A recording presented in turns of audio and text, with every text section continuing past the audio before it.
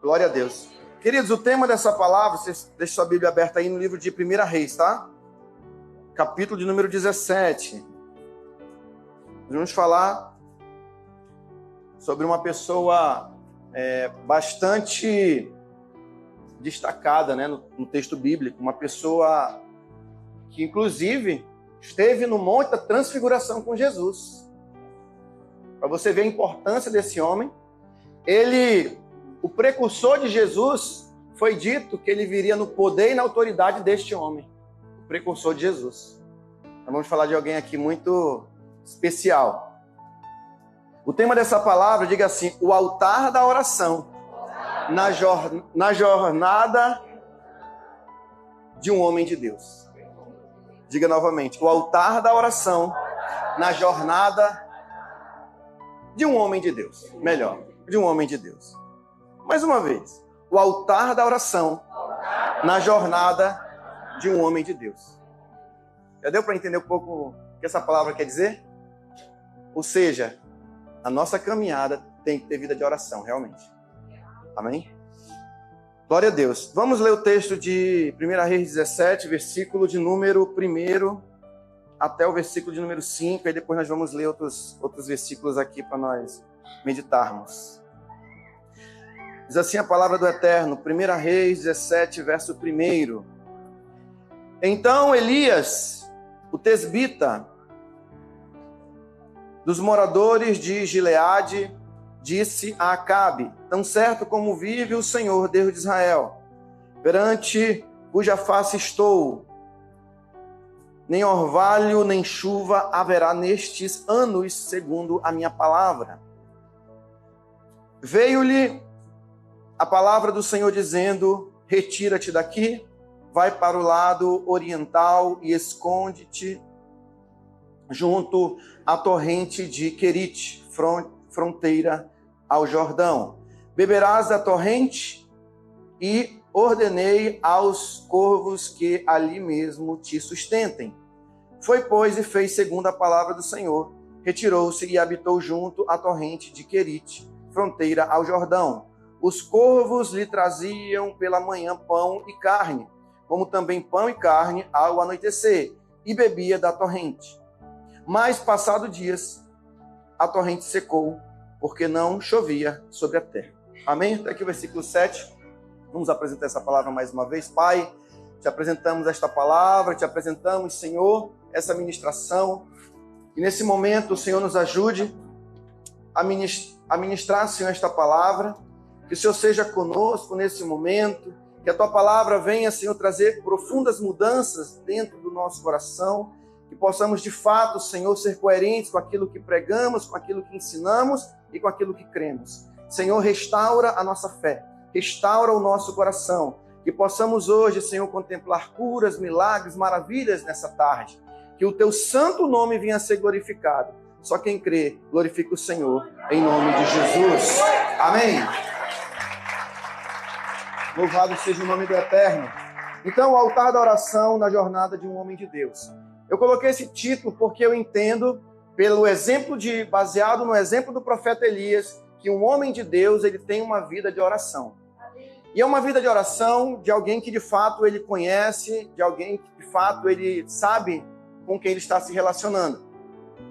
E dentro da vida de Elias nós vamos perceber e ser impactados com a história deste homem. Nós sabemos que Elias, ele surge num contexto dentro de Israel, no qual o povo estava totalmente longe, da vontade do Senhor. O reino havia sido dividido entre reino do norte e reino do sul, e ali ele estava profetizando no reino de Israel. E nós temos um homem, uma figura ali muito interessante, que reinava naquele momento, que era Acabe. E Acabe, até o nome, Acabe, já é um nome que não é muito, acabou tudo, Então, o nome dele era Acabe. E ele tinha uma mulher que mandava nele. Ela mandava em tudo, Era a Jezabel, Então era um reinado aí muito complicado, aonde o povo estava totalmente longe de Deus, havia miséria, havia fome, havia tristeza. E é dentro desse contexto E a idolatria era muito intensa, né? Inclusive o templo de Israel vai ser destruído, diz a tradição, justamente pela idolatria do povo. Então, a idolatria, esse afastamento, claro que naquele momento era em relação a outros deuses, mas também sabemos que a idolatria, ela se manifesta de outras formas também. Hoje, muito comum, né? O futebol, muito comum hoje, as redes hoje, né? Os celulares hoje. Eu até montei já uma suspeita no meu tempo, que o número a marca da besta era o cartão de crédito, era a sensação. Agora eu tô achando que é o celular. Acho que tá, cada década a gente vai percebendo, porque tá diante da fronte, né? Ou tá na mão, né? Enfim. Mas assim, o contexto era muito dificultoso naquele momento, havia fome, todas as dificuldades que nós podemos imaginar, e Elias ele surge dentro desse contexto profetizando para que o povo volte para Deus. E quem tem leitura lá do Pentateuco vai entender que a terra de Israel ela é singular em um aspecto. Que aquela terra, meu pastor Luiz Alfredo, Deus falou que ele só ia mandar chuva e provisão se o povo obedecesse. Então, a terra de Israel ela é singular nesse aspecto, que ela depende muito da chuva. Só que a chuva não é abundante naquela região onde a nação de Israel estava. Enquanto mais Deus quanto mais eles obedeciam, mais Deus abençoava e Deus mandava as chuvas nas épocas corretas, nas épocas normais. Por isso que nós vamos ler lá os profetas dizendo, esse que manda a chuva temporã e a chuva serôdia. Vocês estão ligados, né? Então, por quê? Porque a chuva é muito importante para a plantação, né? É importante para a vida, para o ciclo natural, nós vamos morrer. E aqui o grande rei da nação estava totalmente fora da vontade do Senhor. Porque a idolatria é interessante. A idolatria é igual o dinheiro. Aliás, a idolatria é como nós servimos ao dinheiro. Né? A idolatria de ídolos naquela época é como nós servimos o dinheiro ao dinheiro. Por exemplo, se você está passando um exemplo, você está com uma dor de cabeça. Dificilmente você, me ajuda, Senhor, me toca com uma cura, né? Faz um milagre na minha vida. Senhor, vem na minha saúde. Pega aqui R$10, vai comprar ali um Dorflex. Não é assim? Porque a gente quer assim, ó. A gente quer automático, não quer orar, clamar, pedir a Deus. Só quando o negócio está... Mesmo não tem mais jeito, a gente se volta para Deus. Eu penso que essa questão de se voltar para Deus é que nem quando a pessoa está numa luta de lutas artes marciais, digamos assim. Já assisti muitas lutas de boxe e tal. E aí quando a pessoa está apanhando, o que sobra para a pessoa que está apanhando? Ele bate, senão o cara mata ele. E aí é mais ou menos assim. Às vezes na vida nós somos assim. Às vezes Deus está mostrando como é que é e a gente não quer bater. E o pior é que o lutador ainda bate, né? E o homem às vezes nem quer bater, né? Socorro, né? Me ajuda, senão eu vou... E aí Deus às vezes permite que chegamos nesse estágio para ver se a gente clama, né? Então eu estou contextualizando aqui porque tem uns pontos interessantes que eu fiquei assim impactado meditando essa semana, né? Nessa palavra, em relação a Elias. Então, Elias está dentro desse contexto, né? Nesse contexto de dificuldade, nesse contexto de luta. E o que me impressiona na vida de Elias é um homem fervoroso, um homem de fé, um homem fervoroso, um homem que conhece de fato a Deus. E aqui nós vamos ver nesse início do capítulo 17, ele orando para que não chovesse. E eu acredito aí, minha aposta, que é para balançar o Acabe. Ele queria acabar tudo, mas ele não acaba, homem, não acaba, né? E balançando ele, e aí começa a vir a dificuldade, começa a vir as lutas. E uma coisa que me chamou muita atenção nessas leituras, nessa meditação, nesse texto, é que quase todas as orações, acho que 99%, meu bispo, das orações de Elias, Deus não responde automaticamente. Quem está pegando o mistério aí? Deus não responde automaticamente. O único clamor que Deus vai responder automaticamente é quando ele monta o altar e manda descer fogo. Nós estamos falando de 3 anos de seca, sem águas, muita dificuldade. E aí diz aqui que o povo, né, no primeiro momento, ia lá e alimentava, né, trazia o sustento para Elias. Então, isso já é uma lição muito grande, por isso eu quero te dizer nessa tarde. Não desista desse propósito que você tem em oração. Se Deus não te der aquilo que você está pedindo, Ele vai te dar melhor. Porque nós não sabemos, como diz a palavra, exatamente como pedir, mas Deus sabe exatamente o que nós precisamos. e vem na medida. Vem na medida. Depois eu vou contar para vocês por que eu estou falando isso. Então a bênção de Deus, ela vem na medida. Mas Deus, ele quer ver o que é do seu povo? Fidelidade. Ele quer ver o povo aliançado, crendo. Por isso que a minha vida e a sua vida tem que ser uma vida de oração.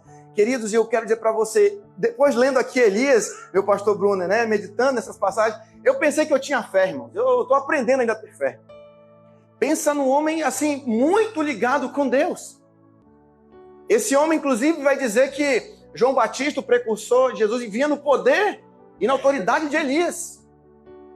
Vai dizer também, ele estava lá no Monte da Transfiguração, Mateus capítulo 17, ele estava com Moisés ali falando, conversando. Talvez Deus está falando, está vendo? O profeta que eu ia levantar, que eu prometi lá em Deuteronômio, lá em Êxodo, aí ó. Esse é o profeta que eu falei que iria vir no meu poder e na minha autoridade também.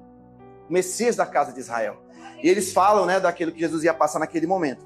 Então eu pensei que eu tinha fé, mas eu quero dizer para você que eu estou aprendendo a ter fé. E você vai perceber que você também tem que aprender a ter fé. Olha, eu vou falar bem sério para você. E eu vou dizer algo também muito importante. Olhando bem sério para você e falando algo bem importante. Você precisa ter fé. E fé não é falar. Fé é o quê? Agir. Diga assim, eu vou agir mais agora. Eu preciso realmente crer. Por isso eu vou entrar no propósito dos 24 dias, das 24 horas. E dos 40 dias também, porque eu quero ter fome pela presença de Deus. O jejum, ele é uma disciplina espiritual que nós precisamos resgatar todos os dias, todos os semestres, todos os anos da nossa vida. Porque nós vamos ser conduzidos para a vontade de Deus e para os propósitos de Deus. É muito fácil você identificar um crente carnal. Se bem que os teólogos vão bater em mim, dizer que não existe crente carnal. Ele é crente ou ele é carnal. Mas eu discordo. Posso discordar, não posso? Posso, não tenho a minha opinião. Nós vamos ver lá na igreja de Corinto. Tinha, porque ninguém é 100% do que Paulo está dizendo. É claro que se uma pessoa é crente, ela não vai ser carnal, mas o que acontece é o seguinte, temos ainda atitudes carnais. Né? A divisão, né? A questão do egoísmo, a falta de vontade. Irmãos, é fácil ver uma pessoa que ela não está ligada em Deus, quando ela não busca a reconciliação. É muito triste nós chegarmos numa reunião, conversarmos com líderes. E ali que eles não... Você vê visualmente que eles não buscam a reconciliação. Não, porque fulano, porque isso e aquilo.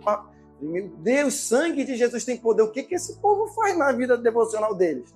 Meu bispo, uma coisa triste que eu vi numa estatística. Foi feito com os pastores aqui do Brasil, que eles não passam mais do que 15 minutos para fazer o seu devocional diário. Eles não passam de 15 minutos. Aí eu pergunto, o que estão pregando no altar do nosso país? Irmão, eu vou ser sincero, para me preparar essa palavra hoje, muita dificuldade ainda, eu levei uma semana. Eu vi o Hernandes Dias Lopes falando, perguntaram, Reverendo Hernandes, quantos dias você leva quantas horas você passa para preparar um sermão? Ele falou, 8 horas. E ele tem o quê? Mais de 40 anos de estrada aí. Ele nasceu no seminário, né? Já está bem, quase 60 e poucos anos já tem. Então, um homem que já está rodado no evangelho. Ele leva 8 horas, eu falei, meu Deus, imagine eu, né? Então, eu tô chegando, tô na média, então, né? De, assim, né? Na minha proporção, né?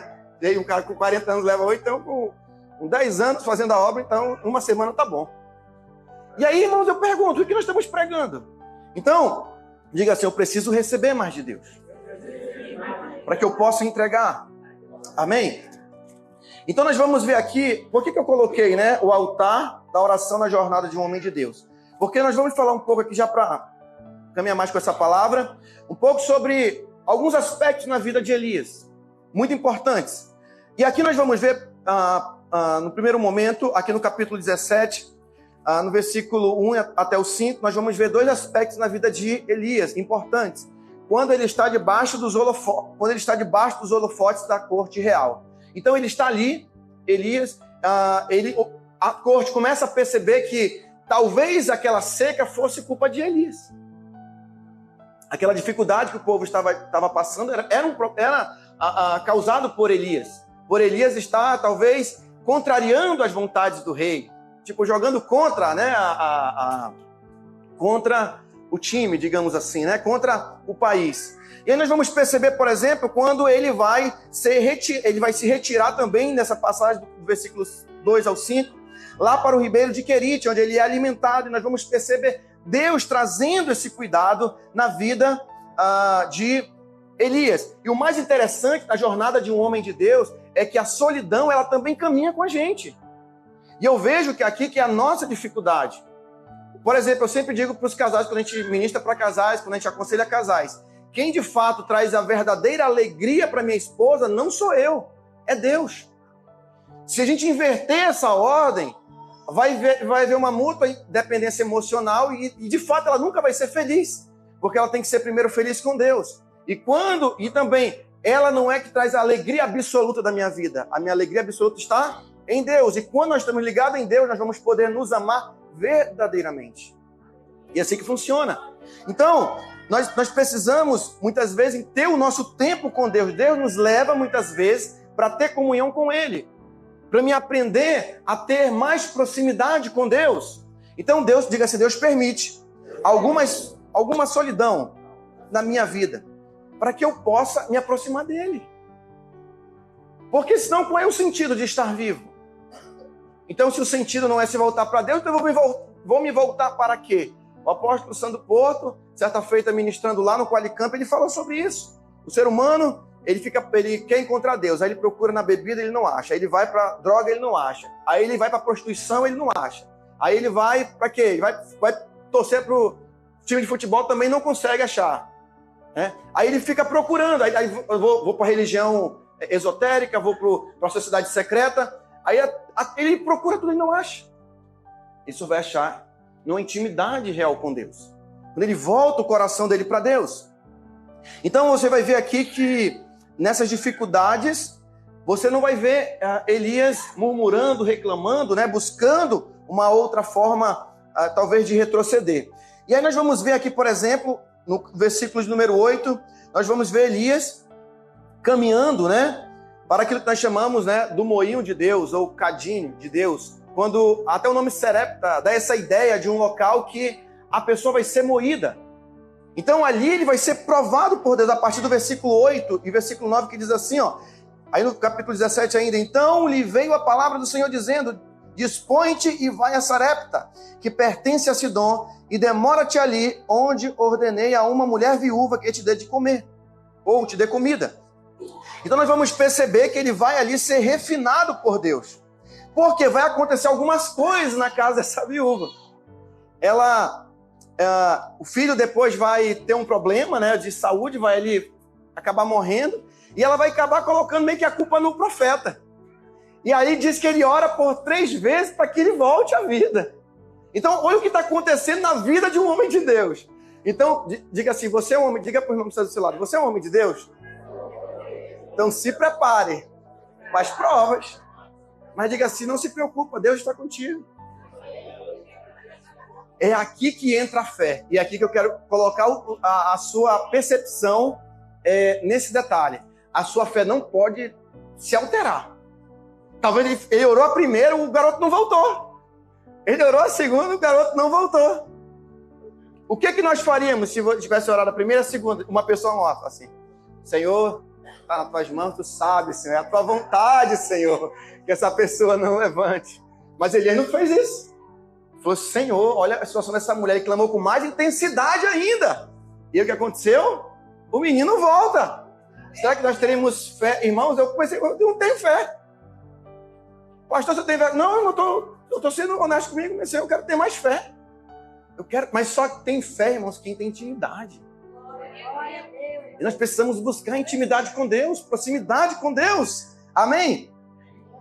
E ali, queridos, ele ainda pede de comer, né, para ela, versículo 13. E Elias lhe disse, não temas, vai e faze o que disseste. Mas primeiro faze dele para mim um bolo pequeno e trazemo-lo aqui fora. Depois farás para ti mesma e para o teu filho, porque assim diz o Senhor Deus de Israel, a farinha da tua panela não se acabará e o azeite da tua botija não faltará até o dia em que o Senhor fizer chover sobre a terra.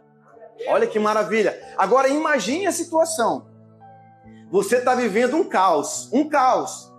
Você não está um dia com fome. Você está dias com fome. Aí vem um homem e fala assim, não, vai a benção, vai ter provisão aí. Você ia crer no nome de Deus? Não tinha fé, meu pastor, naquele contexto, meu pastor Luiz. Não tinha fé, meu bispo. Porque quando a miséria ela é praticamente absoluta, não tem mais fé. E a fé, ela muda esse contexto. O profeta foi levantado para dizer, olha, vai ter mudança sim. Talvez você está vendo hoje um diagnóstico, uma situação contrária, mas eu peço que você creia. E ainda que venha aquela dúvida, não deixe a dúvida tomar o teu coração. Senhor, eu acredito. Eu sei que tu vai fazer mudança, eu acredito no teu sobrenatural. Você vai declarar e você vai tomar posse e você vai para cima. E ela vai e faz.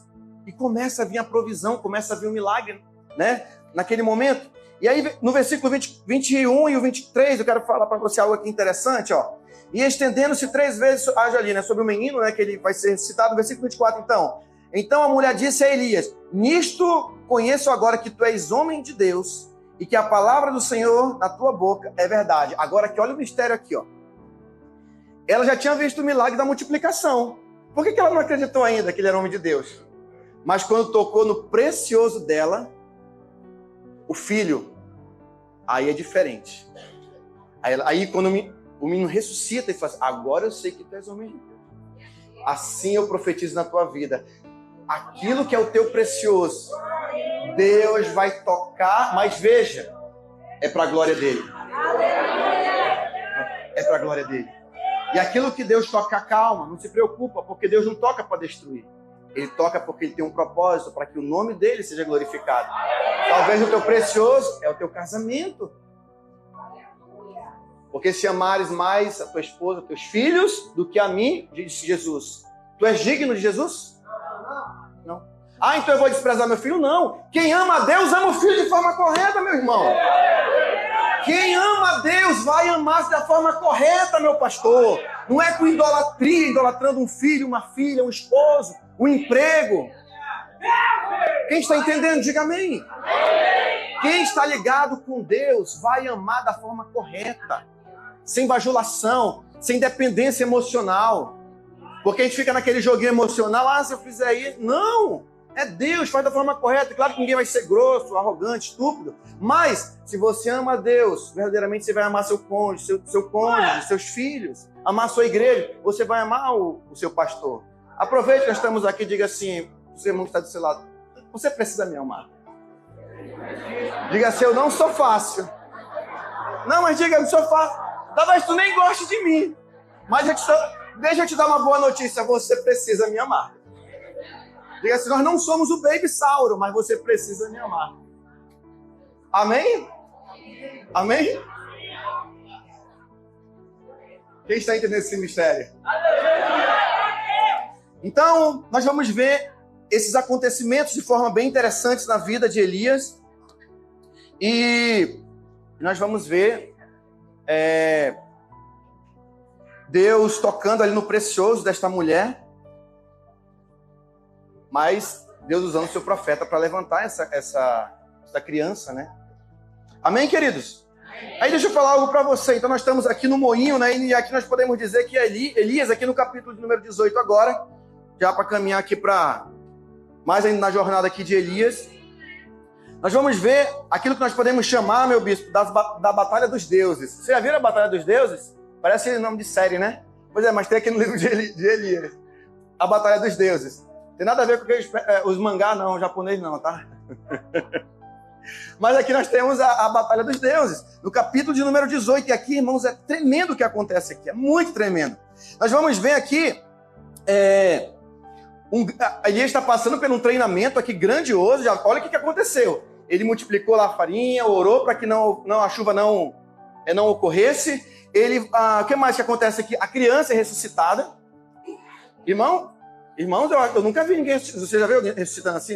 Quem já viu esse milagre assim? Não, seja sincero, eu nunca vi. Sim, a gente ouviu testemunho assim, mas de eu ver... Já vi irmão chegando assim, o irmão está sendo velado e fala assim, levanta em nome de Jesus. Não vai não? Então vai com Deus. Não. Ou seja, mas não é fé. Não é fé. Não é fé, não é fé. Não é fé. Você, não, ele não quis levantar. Não, tem que orar com fé. Aí é fácil, né? Não levantou, então Deus, vai com Deus, meu filho. Deus te abençoe, né? Descansa e vai para um lugar muito melhor do que está aqui, né? Mas não, rapaz, acho que a pessoa falecer, acho que é melhor deixar ir mesmo, meu pastor, quando falecer. Não é sério. Porque se ela não está com Jesus, para que eu vou trazer a pessoa? Está no bem bom lá. Tu me trouxe para cá, por que tu orou? Eu ia ficar bravo. Eu falei, Jesus, eu acho que Jesus falou, estou orando para te voltar. Tu quer voltar? Não, Senhor, eu quero ficar contigo aqui. Eu não aceitava, né? A não ser que Deus chegue lá e fale assim, né? Tu tem que voltar porque não era a tua hora. Aí, volta. Então nós vamos ver aqui a Batalha dos Deuses, esse capítulo 18, lá no Monte Carmelo, né?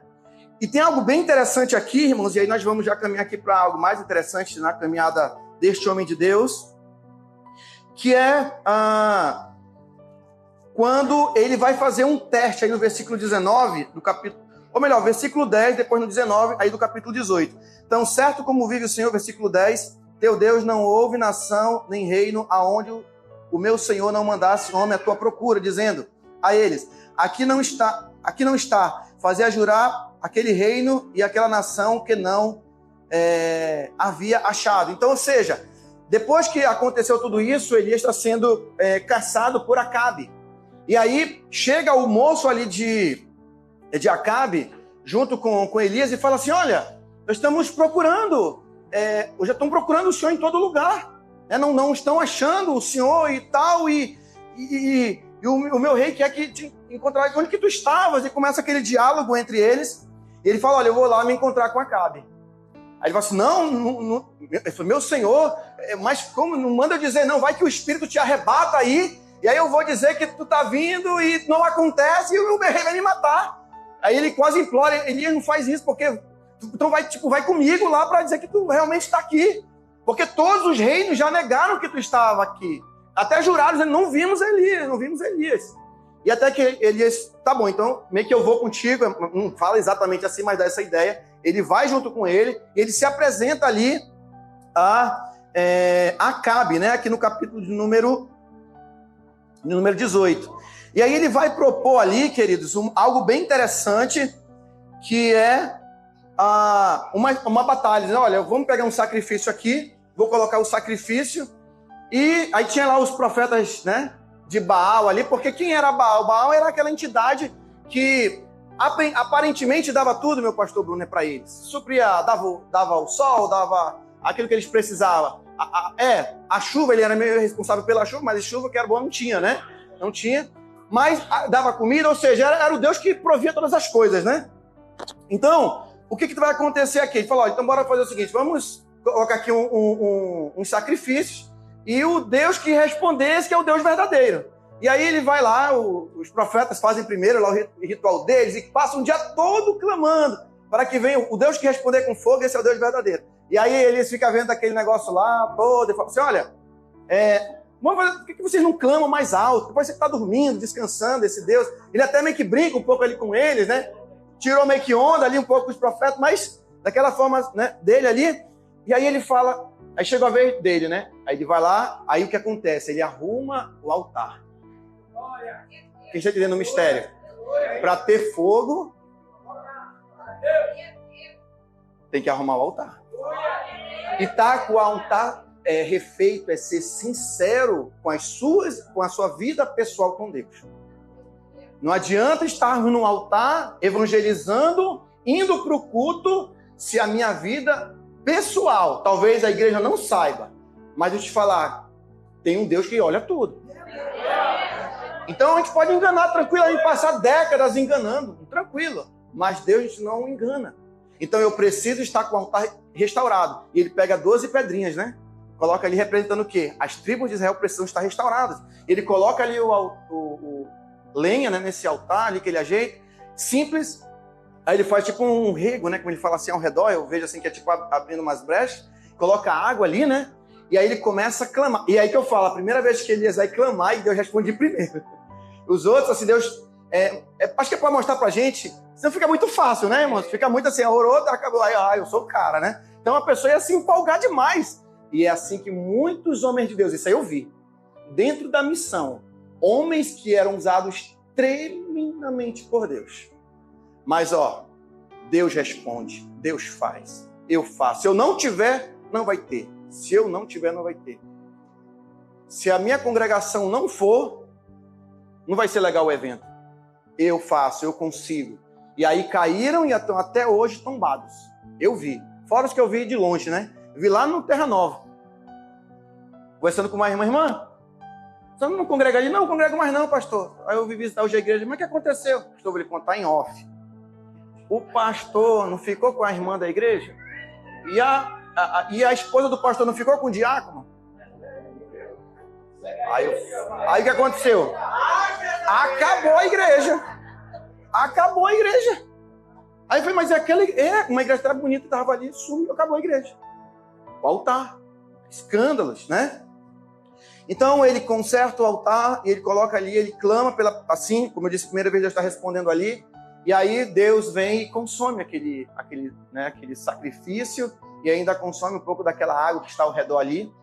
E aí o que acontece? Deuteronômio, capítulo de número 13, versículo número 5, tem um mandamento no Pentateuco que diz: ai do profeta e sonhador, que fizer o meu povo desviar, levando a outros deuses, deve ser sentenciado com a morte. O que Elias vai fazer? Verso 40. Disse Elias: lançai mão dos profetas de Baal, que nenhum deles... E eles ainda clamaram assim, Deus é o glorificado, que nós fizemos um chame. Não, é Deus que é o verdadeiro mesmo e tal, aquele chame. Mas olha o que aconteceu no versículo 40. E disse-lhe Elias: lançai mão dos profetas de Baal, que nenhum deles escape. Lançaram mão deles. E Elias fez descer ao ribeiro de Quizon, e ali os matou. Olha quanto ele matou, irmãos, o profeta. 450. Um profeta matar 450? Acho que passou a noite, amanheceu matando. Não, é sério. Ele matou 450 profetas. Só que o que aconteceu? Aí vem agora o troco do inferno. Jezabel sabe do que aconteceu. Aí Jezabel falou assim: ele matou os profetas? Então, a partir de hoje, ele está sentenciado de morte. E aí, quando Elias soube que iria morrer, aí ele entra em desespero. Porque ele é vaso, nós somos vasos de barro, né? E aí, queridos, nós temos aqui algo interessante. Capítulo de número 19. Capítulo 19, versículo 1. Acabe fez saber a Jezabel tudo quanto Elias havia feito e como matar a todos os profetas. Falei, né? E ela faz, olha, eu vou já preparar todas as coisas para matar Elias, né? Vamos matar Elias e não vou me aquietar enquanto esse homem não morrer, né? Versículo número 5, deitou... Aí o que acontece? Como ele fica angustiado, aflito com tudo que está acontecendo, versículo número 5 diz: deitou e dormiu debaixo do zimbro, e eis que um anjo o tocou e lhe disse: levanta-te e come. Olhou e viu junto à cabeceira um pão cozido sobre pedras e brasa e sobre uma botija, né? Com água, comeu, bebeu e tornou a dormir. Ele estava tão angustiado, tão aflito. Lá o corvo, meu pastor Luiz Alfredo, alimentou ele. Agora era o anjo que ia lá e alimentava ele. O que acontece? Quando você é um homem de Deus, às vezes nós temos também, quando você está na presença, está buscando, temos as nossas fraquezas. Entretanto, veja, vai ter momentos que talvez nós não vamos conseguir orar. Talvez estamos muito preocupados com algo que mexeu. E o que era o precioso de Elias? A vida. E era aí que Deus ia tratar Elias. Talvez nós não temos alguns medos, mas talvez temos medo da morte. Claro que não é que nós devemos desejar, não é isso que eu estou falando. A pessoa está desejando a morte, tem uma coisa errada. Nós devemos desejar viver. Mas também sabemos que no dia que nós partirmos desse mundo, nós vamos para onde? Nos encontrar com Deus. Essa é a nossa... Claro que dá um temor, né? Um certo temor. Eu conversava com o meu pastor Clidenor, eu creio que ele estava junto com o meu pai lá nos braços do Eterno. Eu conversava com ele aí em cima, ele dizia assim: não, já deu, 90 e poucos anos na costa, meu pastor. Eu quero que Jesus já me leve já. Então, aí eu vejo um homem de fé, irmãos. Aí eu vi a fé do nosso pastor. Não que ele desejava, mas ele sabia que tinha chegado a hora. Eu acho que no dia que chegar a nossa hora, nós vamos saber. Não vai ter profeta que vai revelar, irmão. Você vai saber. Paulo falou, o apóstolo Paulo falou, né? Encerrei a carreira, guardei a fé, agora está me guardado, né? A coroa da vida que o Senhor dará, não somente a mim, mas todos quanto amam a sua vinda, né? Então, olha que tremendo. Aí eu fui pesquisar o que era o zimbro, irmão. Eu falei, o que é zimbro? Será que ele tem a ver com a zimbra? Eu falei, não tem nada a ver com a zimbra. Eu fui pesquisar. O zimbro é uma planta, é uma árvore que dá no deserto. E essa árvore, olha só, ela libera um fruto que ele ajuda a acalmar as nossas angústias, as tensões do corpo. Ela é como se fosse um bálsamo. E aí ele vai parar onde? Debaixo do zimbro. Eu quero te dizer que Deus está cuidando de nós, meu diácono. Deus está cuidando. Deus está acalmando. Olha, eu quero dizer para você, não importa a situação que você se encontra hoje, o quadro que você se encontra, talvez esteja tenso, angustiado, aflito. Nessa situação, Deus está cuidando de você. Mas a gente precisa entender o cuidado de Deus. Ele sabia do cuidado de Deus. Então ele estava ali angustiado, e aí ele vai dizer, né? Versículo 10. Ele respondeu, capítulo 19, verso 10. Ele respondeu, tenho sido zeloso pelo Senhor, Deus dos exércitos, porque os filhos de Israel deixaram a tua aliança, derribaram os teus altares e mataram os teus profetas à espada. E eu fiquei só e procuram tirar-me a vida. E falou, pai, eu não quero morrer não. Eu quero continuar aqui, mas ele estava... Só que imagina a situação dele. 3 anos de seca. Irmãos, o que mais dói no coração de um homem de Deus, de um profeta, de um servo de Deus, de um pastor, é quando você prega a palavra, né, meu bispo? Você está pregando para a pessoa a palavra, você já instruiu. E a pessoa, ela faz tudo o contrário. Não, isso dói demais. Dói? Não dói. Você senta com a pessoa, você mostra, você vê a pessoa passiva. Meu Deus do céu! Dá agonia, às vezes assim, dá vontade, às vezes a gente fala assim, vou nem mais falar, que eu já falei mais 10 vezes, não é verdade? É sério mesmo. Mas meu irmão, eu já conversei, já falei, já mostrei, já ensinei, já exortei, já quebrei a perna. E a pessoa, e dói. Então, aí vem o ignorante, né? Biblicamente falando, aí ele fala, o homem murmurador, então vai ficar pro lugar de Elias lá, vai. 3 anos...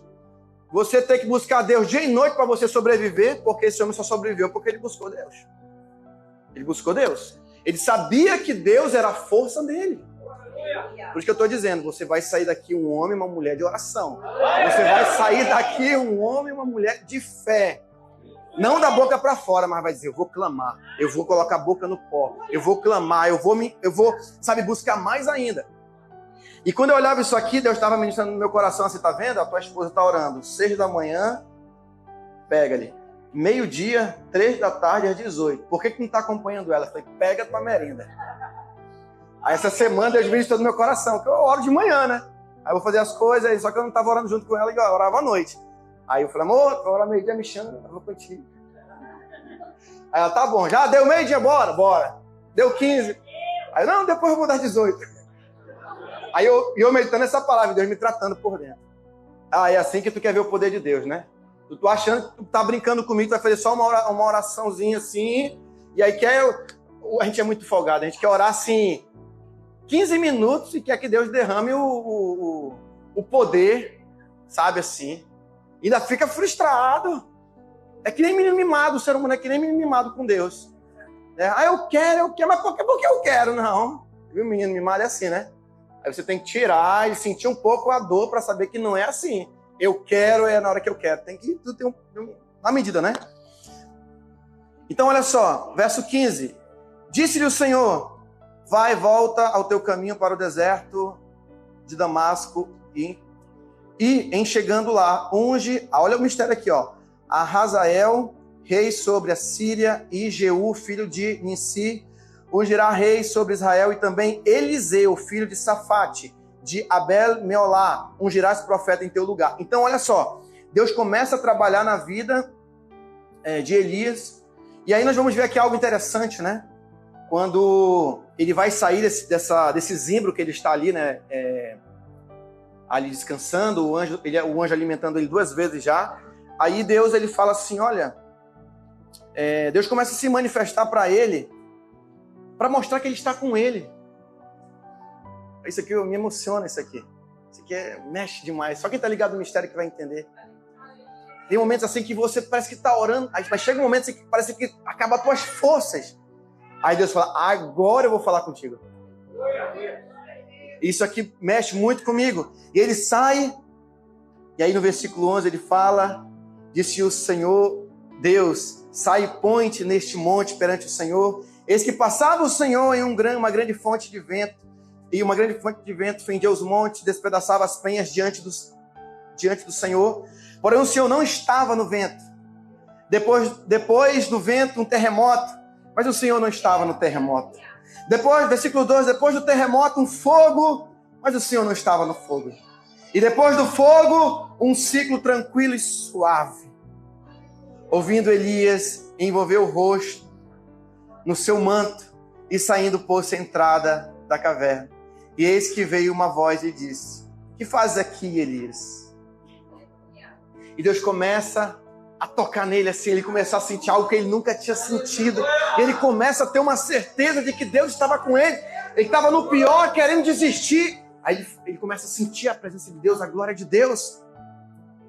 E ele fala, olha, não terminou meus propósitos contigo ainda não. Rapaz, sai dessa caverna. Aí ele vai dizer, é o seguinte, tem mais uma missão para ti. Tu vai ungir a Hazael, rei da Síria, a Jeú, filho de Nissim, ungirás rei sobre Israel, e também Eliseu para te substituir. E aí, queridos, nós vamos ver, aí no capítulo de número 19 aqui, né, nós vemos mais ou menos assim uma espécie de quase que depressão de Elias, né? Uma depressão, um momento difícil ele passando. E aí eu finalizo aqui essa palavra já aqui no livro de 2 Reis, capítulo de número 2.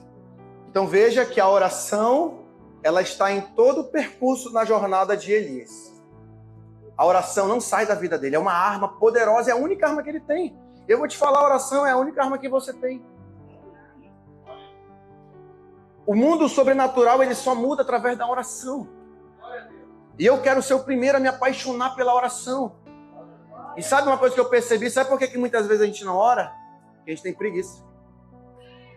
Quem pegou a revelação aí? É sério, é preguiça. Você tem preguiça de falar com Deus.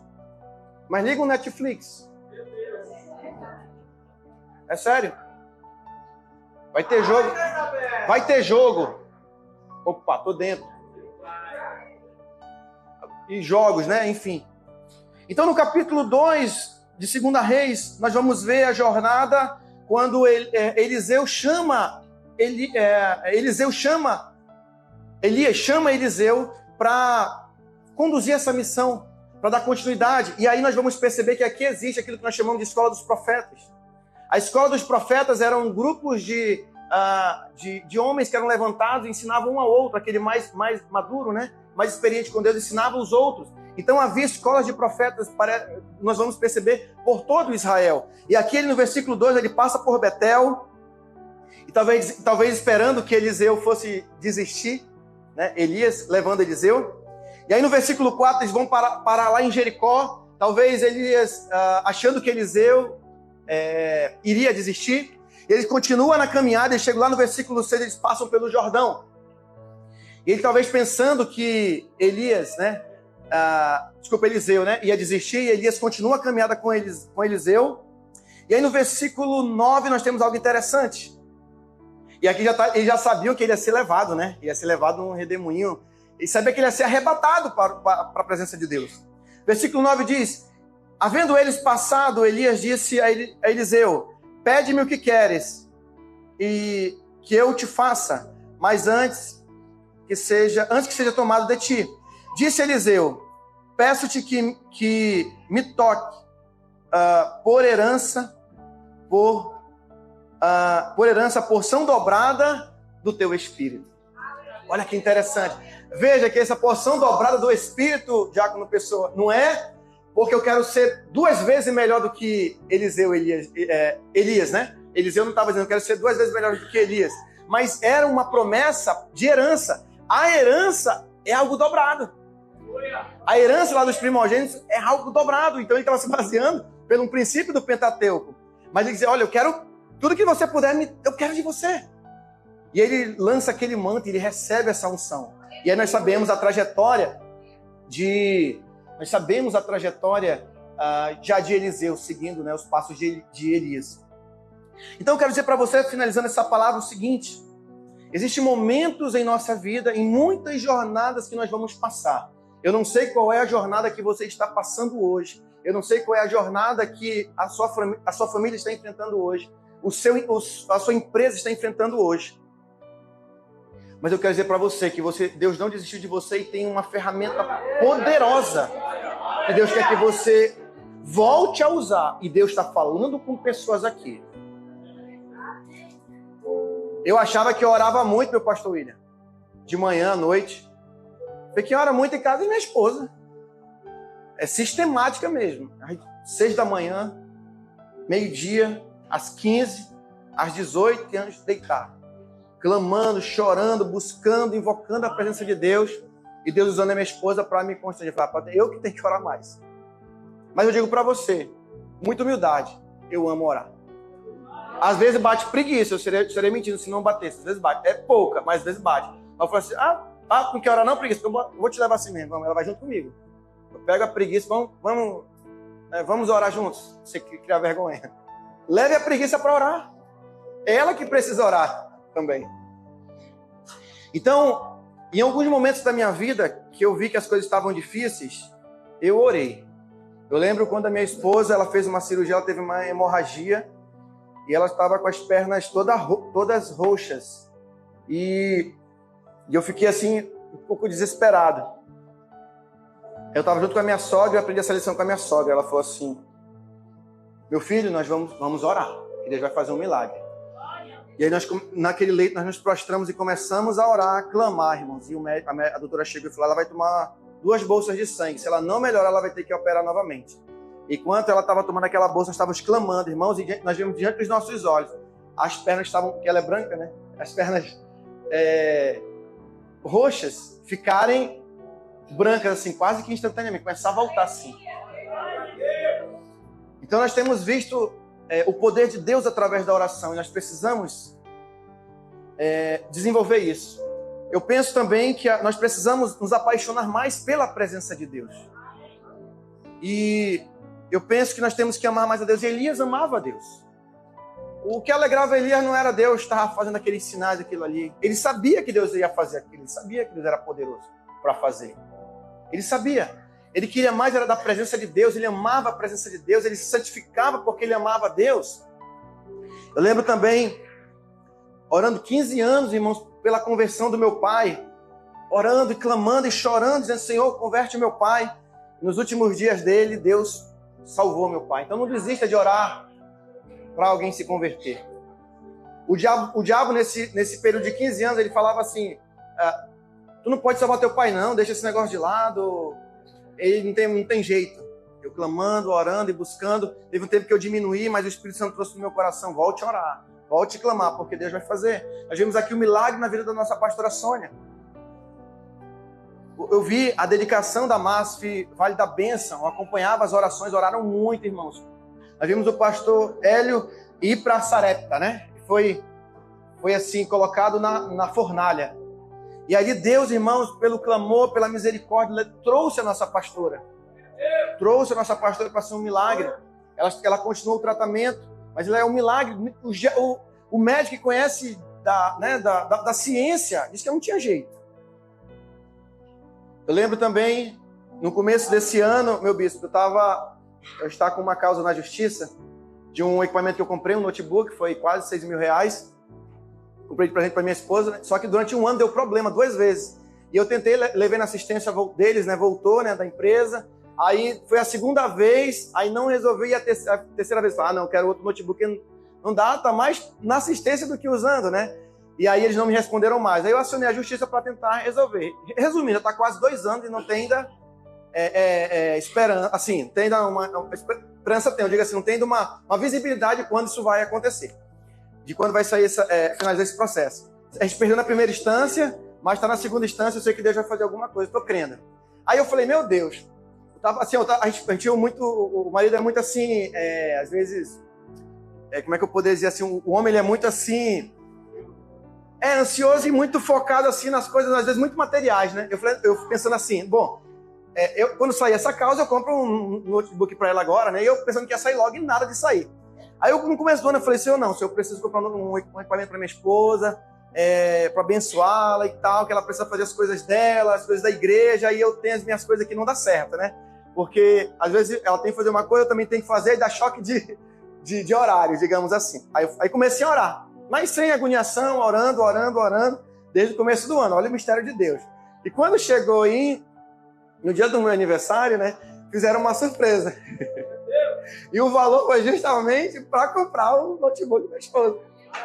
Amém? Então, nessas coisas, né, do dia a dia, nós vamos vendo a mão de Deus. Mas Deus deu de imediato? Não. Eu tenho aprendido a esperar em Deus. E eu pergunto para você nessa tarde maravilhosa que estamos aqui, já entrada quase dessa noite, né? O pastor já falou demais. Como é que está a sua vida de oração com Deus? Eu quero muito que você saia com uma postura diferente nesse seminário. Eu quero que realmente você ore. Ah, mas eu oro. Eu sei que todos devem orar, que eu tenho certeza disso. Mas é muito mais que isso. É você querer mais de Deus. Ter realmente uma devoção sincera. E começar a julgar a si mesmo e dizer assim, poxa, eu não estou ainda muito ligado com Deus. Tem que me ligar mais com Deus, tem que confiar mais. E acreditar no cuidado de Deus. Eu quero ver Deus trabalhando mais na minha vida. Eu quero ver Deus movendo os céus no meu favor, nos meus propósitos, na intercessão. Será que Deus será que nós vamos ter que ir ao último estágio para aprender que precisamos orar? Eles não precisavam, porque ele já orava. Mas Deus deixou para um testemunho. De servirmos a Deus quando nem sempre as coisas estão boas. É ter o mesmo fervor. Quando eu tenho hoje só para comer um ovo e um arroz, mas ter o mesmo fervor quando eu estiver lá no Picanha Mania, quando eu estiver comendo aquela picanha assada. Ter aquele mesmo fervor, aquela mesma humildade. Deuteronômio capítulo 8 fala muito. Falei aos nossos corações, eu falei para um casal, que nós fizemos um casamento recentemente, eu falei, olha, vocês vão prosperar muito, muito mesmo. E só que eu quero dizer uma coisa para você, Deus vai te dar casa, Deus vai te dar carro, Deus vai te dar emprego dos sonhos, mas deixa eu te falar, por favor, não esquece de Deus. Não esquece de Deus. Porque ele diz em Deuteronômio capítulo 8, eu sou o teu Deus, é eu que te dou força para adquirires riquezas. Seja fiel a Deus. Prove o seu coração. Eu digo, talvez muitos de nós não seremos talvez ricos financeiramente. Ricos, você vai ter dinheiro, mas não ricos financeiramente. E talvez não saibamos lidar com as riquezas. E o dinheiro, ele é um senhor, muito cuidado. Ele é um senhor. Eu já vi pessoas lá no topo, começar a perder tudo, perdeu tudo. Uma empresa, perdeu outra, só para entender que Deus é Deus. Talvez Deus talvez está metendo o pé assim, ó, porque você está aprendendo, Deus está parando com o quarto. Estava começando a perder, mas agora eu estou parando, metendo o pé, freando aqui, porque você está aprendendo. Então não espere perder tudo para você confiar em Deus, para você ter uma vida de oração, de você amar a Deus sobre todas as coisas, como ensinou Yeshua, nosso Senhor, como ensinou o Messias de Israel. Amarás, pois, o Senhor teu Deus sobre todas as coisas. Irmãos, eu já vi pessoas que não tinham nada do dia para a noite, ó. Deus abençoou-se de uma forma tremenda, mas continuaram os mesmos na fraqueza, nas dificuldades e também sobre a bonança. Os mesmos. Não deixaram de ir para a igreja, não deixaram de dizimar. Se hoje caísse 1 milhão na sua conta, seja sincero, você ia estar lá na Maldivas, lá, pastor, está mandando aí uma oferta aí para a igreja. Ou você não ia para a igreja para glorificar, para dar testemunho, para abençoar pessoas. Nós fomos chamados para abençoar pessoas. Você foi chamado para ser bênção de Deus nessa geração. Amém? E eu quero ser bênção de Deus. Só quem quer ser bênção de Deus, fique de pé nessa hora, em nome de Jesus Cristo.